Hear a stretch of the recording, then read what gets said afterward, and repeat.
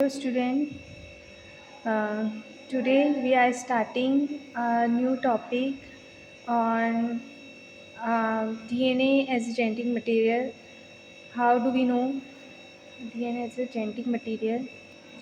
So 1866 में जो थे हमारे कौन ग्रेगर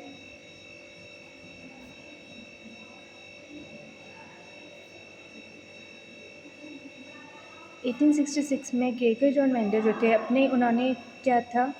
ग्रीन स्वीट पी पे वो काम करते तो अपने हाइब्रिडाइजेशन के एक्सपेरिमेंट से उन्होंने एक बात कंक्लूड की कि कुछ तो ऐसा है समथिंग कुछ तो एक ऐसा है जो फर्स्ट जनरेशन से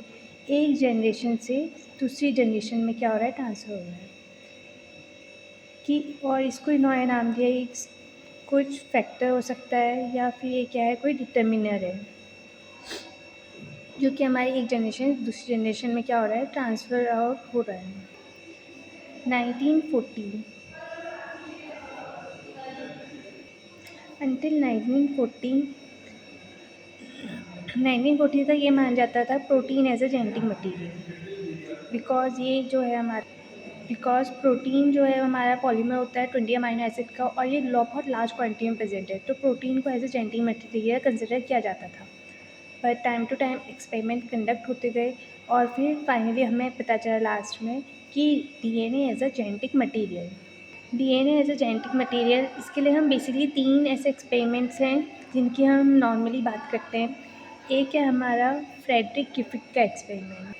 फ्रेडरिक किफिक 1928 इन्होंने क्या किया था बैक्टीरियल ट्रांसफॉर्मेशन की बात की थी। उनका एक्सपेरिमेंट इन्होंने माइस लिया था, उस पर इन्होंने अपना एक्सपेरिमेंट सेटअप किया लेकिन क्लियर ये भी क्लियर हमें कुछ नहीं बता पाए थे। फिर आए ऑक्सफोर्ड एवरी मैक्लियन एम कार्टी 1944 में इन्होंने एक्सपेरिमेंट किया ट्रांसफॉर्मेशन जिसमें इन्होंने क्या किया जो हमारे जेनेटिक मटीरियल है प्रोटीन है इनको इनके डीएनए जैसे आरएनए इस तरह से एंजाइम से डाइजेस्ट करके जेनेटिक मटीरियल को फाइंड आउट करने की कोशिश की। बट लास्टली हमारा जो एक्सपेरिमेंट जो सक्सेसफुल रहा 1952 में